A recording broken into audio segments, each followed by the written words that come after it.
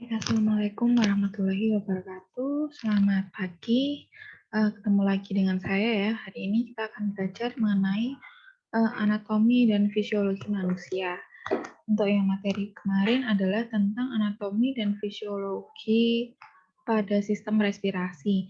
Nah, hari ini adalah anatomi yang erat kaitannya dengan sistem respirasi, atau juga sudah saya singgung di bagian akhir sistem respirasi bahwa yang erat kaitannya ini adalah sistem kardiovaskuler. Baik, sebelumnya saya share screen terlebih dahulu ya untuk materinya.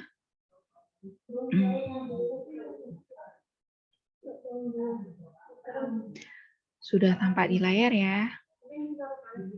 Saya slideshow terlebih dahulu. Sebentar.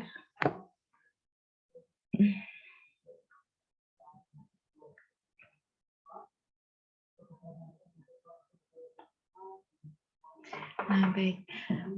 Anatomi fisiologi sistem kardiovaskuler. Ketika kita mendengar sistem kardiovaskuler, apa sih yang terlintas di pikiran kita? Nah, jantung ya. Oke, benar. Jadi sistem kardiovaskuler ini adalah sistem jantung. Nah, sistem kardiovaskuler. Ada jantung, terus pastinya di situ ada pembuluh darah. Dan ada hubungan juga dengan pembuluh limfa. Selanjutnya untuk anatomi fisiologi jantung, dia merupakan organ muskular berongga yang berbentuk kerucut atau piramida terbalik. Letaknya di dalam perikardium pada mediastinum. Jantung itu dibagi dalam 4 bagian. Ada atrium dextra, atrium sinistra, ventricle dextra, dan ventricle sinistra. Untuk atrium itu sama dengan serambi ya. Kalau ventricle itu bilik. Biasanya kalau di buku-buku SMP itu ada bilik kanan, bilik kiri, serambi kanan, serambi kiri. Nah, untuk istilahnya itu sebenarnya kalau serambi itu sama dengan atrium. Kalau ventricle itu sama dengan bilik.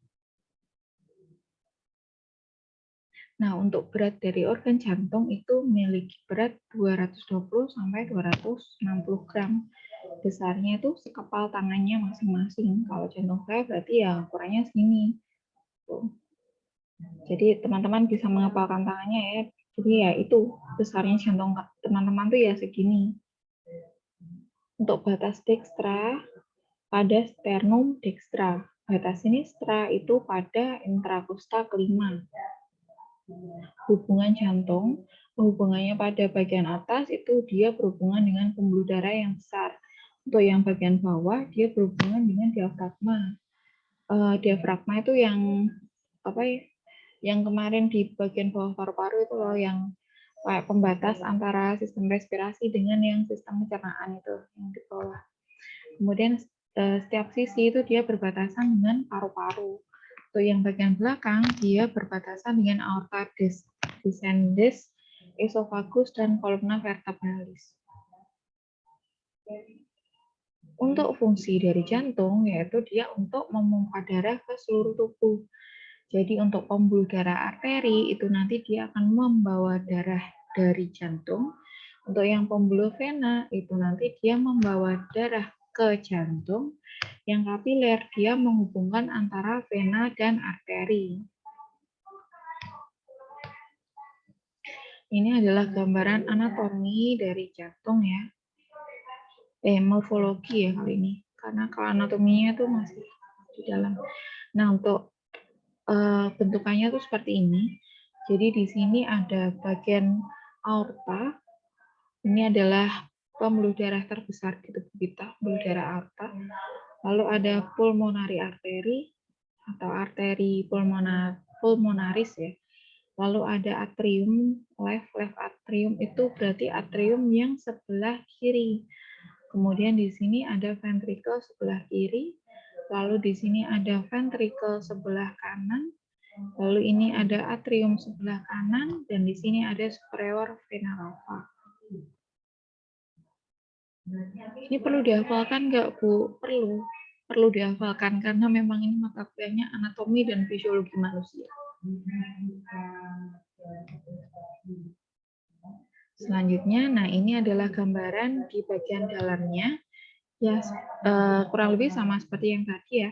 Di bagian sini ada pembuluh aorta, lalu di sini ada superior vena cava, di sini pulmonary artery, lalu di sini ada bagian atrium sebelah kanan, ini ventricle sebelah kanan, ini ada ventricle sebelah kiri, dan atrium sebelah kiri. Nah, untuk katup di sini ada namanya katup tricuspid atau katup tricuspidalis sama. Nah, ini adalah katup di antara atrium kanan dan atrium kanan dan ventrikel kanan. Nah, sedangkan di sini itu dia ada juga katupnya. Kalau ini namanya katup tricuspidalis. Nah, untuk jalannya itu nanti seperti ini ya. Jalannya darah itu tergantung dari panahnya. Kalau panahnya seperti ini, berarti dia pengertiannya adalah darah masuk ke dalam jantung. Kalau yang keluar ini keluar dari jantung.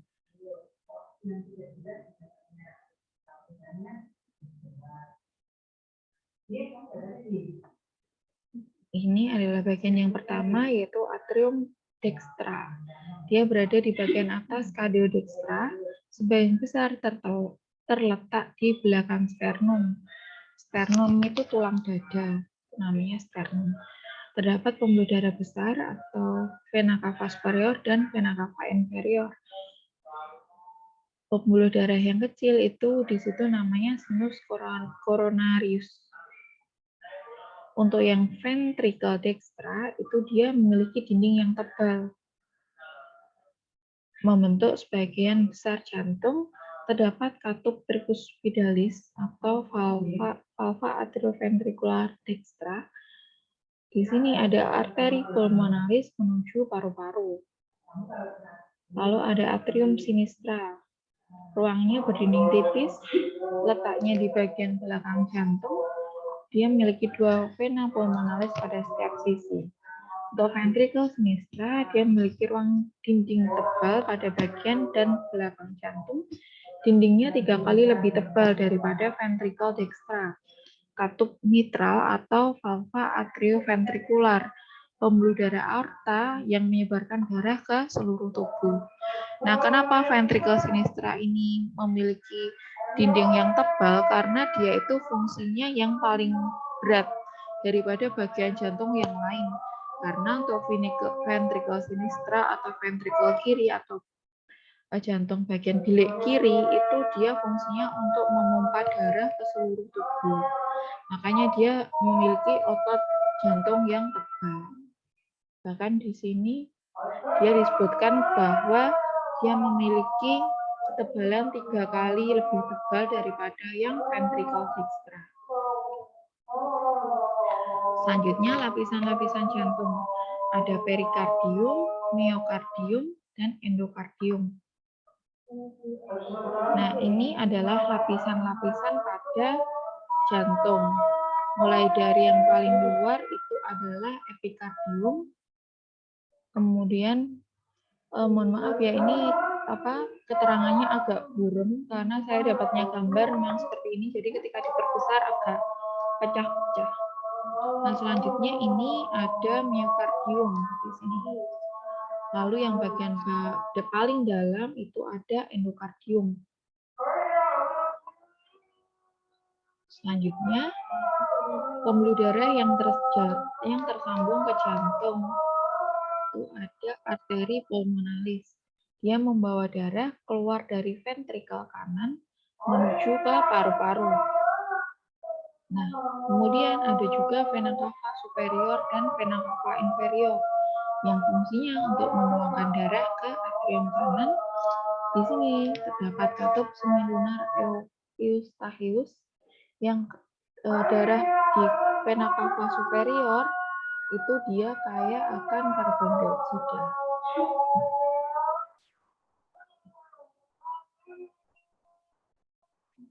Selanjutnya ada jantung sinistra. Di sini ada pembuluh darah vena pulmonaris. Ada 4 vena pulmonaris di sini. Fungsinya untuk membawa darah dari paru-paru ke atrium kiri. Selanjutnya ada pembuluh darah aorta yang fungsinya untuk membawa darah keluar dari ventrikel kiri. Darah pada aorta ini dia kaya mengandung oksigen dan nutrisi. Selanjutnya ada siklus jantung. Peredaran darah yang terjadi di dalam jantung.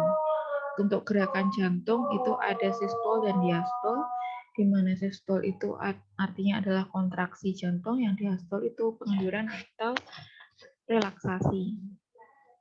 Nah, untuk sistol itu sekitar 0,3 detik berlangsungnya. Untuk yang diastol itu 0,5 detik. Nah, untuk sistol ini ada sistol atrial, yaitu kontraksi kedua atrium, dan diastol atrial, yaitu pengenduran kedua atrium. Untuk yang diastol itu yang bekerja adalah sistol ventrikular, yaitu kontraksi pada kedua ventrikel, dan diastol ventrikuler, yaitu pengenduran kedua ventrikel. Jadi kalau yang sistol itu yang kerja adalah atrium, kalau yang diastol itu yang bekerja adalah ventrikel.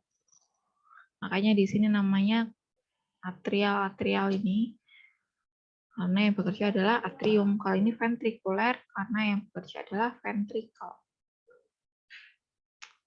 Untuk sistol itu normalnya adalah 120 mm Hg. Untuk yang diastol itu normalnya 80 mm Hg.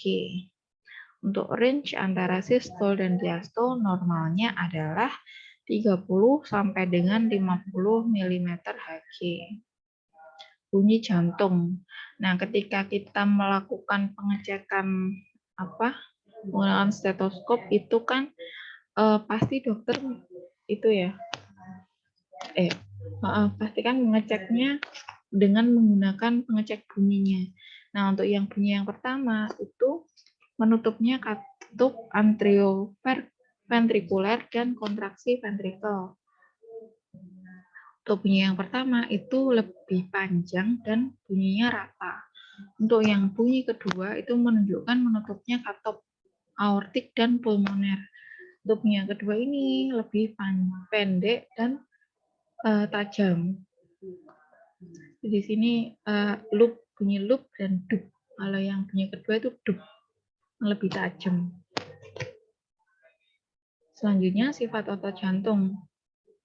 Dia memiliki kemampuan berkontraksi, memiliki kemampuan konduktivitas atau daya antar, memiliki ritme atau bunyi yang teratur. Nah, di sini ada bagian-bagian jantung secara lengkap. Ini yang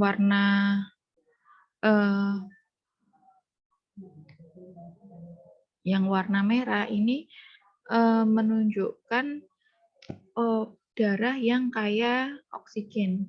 Sedangkan yang berwarna abu-abu ini darah yang mengandung sedikit oksigen atau kaya CO2, kaya karbon dioksida. Jadi di sini bisa diamati ya bahwa yang mengandung banyak oksigen itu ada di bagian aorta, lalu pada bagian atrium kiri dan ventrikel kiri. Sedangkan untuk yang kaya karbon dioksida atau sedikit oksigen itu ada di ventrikel kanan dan atrium kanan. Di sini untuk sirkulasinya bisa diamati sendiri ya, mengikuti arah panah ini. Kalau arteri pulmonalis ini berarti darahnya menuju ke pulmo atau ke paru-paru.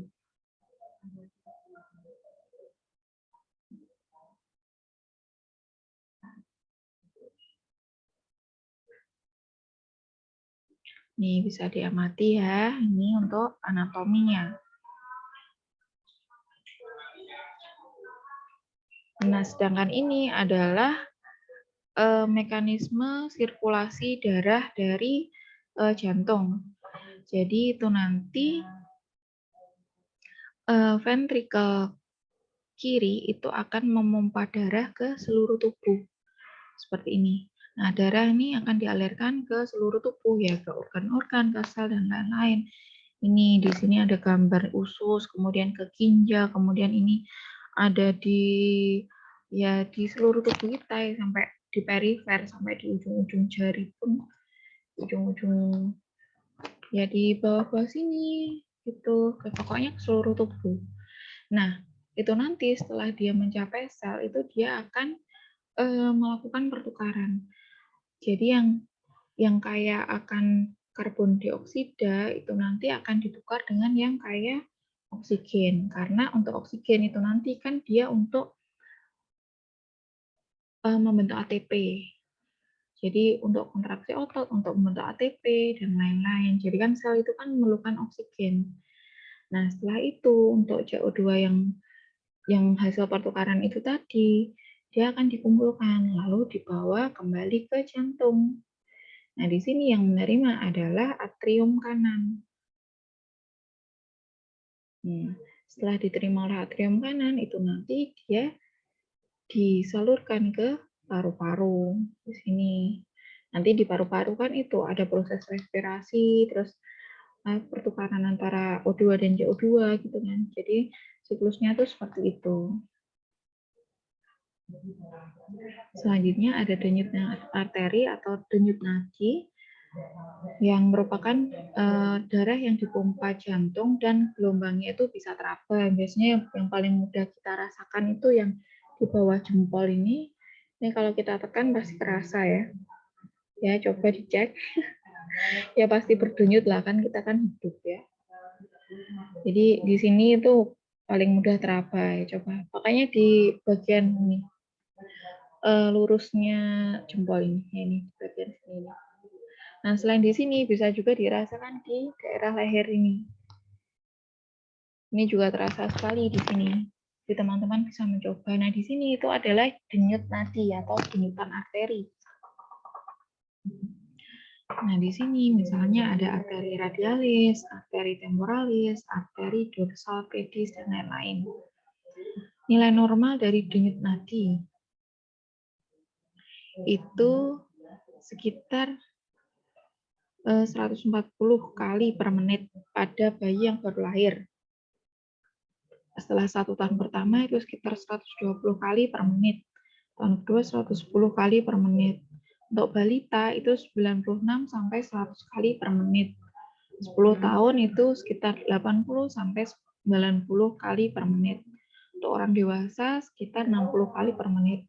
Ya mungkin teman-teman bisa mencoba ya kalau pas luang itu dalam 1 menit itu bisa dirasakan denyut nadinya berapa kali dia berdenyut dalam 1 menit. Kalau di sini perkiraannya sekitar 60 kali per menit. Kalau 60 kali per menit berarti setiap detik ya itunya denyutnya. Kan 1 menit kan 60 detik. Ayo coba aja diukur. Nah, faktor yang mempengaruhi denyut nadi itu ada lifestyle atau gaya hidup, lalu selanjutnya pekerjaan, makanan, umur, dan emosi. Untuk umur kan tadi sudah disampaikan di awal tadi ya. Untuk rentangan umur sekian, itu kan sekian kan berbeda-beda tergantung umurnya. Nah, untuk lifestyle-nya yaitu bisa dilihat misalnya orangnya itu suka ngerokok atau enggak, kan rokok itu kan juga sudah dianggap sebagai gaya hidup ya. Terus untuk suka olahraga apa enggak itu juga lifestyle. Terus untuk pekerjaannya, misalnya pekerjaannya yang memerlukan banyak aktivitas fisik itu nanti pasti denyut nadinya juga lebih banyak daripada yang pekerjaannya duduk-duduk, yang cuma seharian nonton Netflix di rumah, nonton film itu nanti pasti ya jauh berbeda. Terus untuk makanan juga, makanannya apakah yang dimakan mengandung kolesterol atau makanan yang bersih seperti buah-buahan, seperti itu nanti juga akan mempengaruhi. Emosi pun juga akan mempengaruhi. Makanya kadang kalau orang awam kan bilangnya kalau orang yang suka marah-marah katanya dibilangnya hipertensi gitu. Padahal kan yang enggak mesti. Tapi ya emosi itu juga mempengaruhi denyut nadi, tapi bukan berarti memiliki tekanan darah yang tinggi. Karena kan ada faktor lain juga yang selain emosi yang mempengaruhi denyut nadi. Lalu daya pompa jantung. Pada saat istirahat, jantung berdebar kurang lebih 70 kali per menit dan memompa 70 ml setiap denyut. Untuk jumlah darah pada 1 menit itu sekitar 5 liter. Pada waktu banyak bergerak itu kurang lebih 150 kali per menit. Faktor yang mempertahankan tekanan darah. Yang pertama, banyaknya darah yang beredar. Yang kedua, viskositas atau kekentalan darah. Kemudian ada elastisitas dinding pembuluh darah.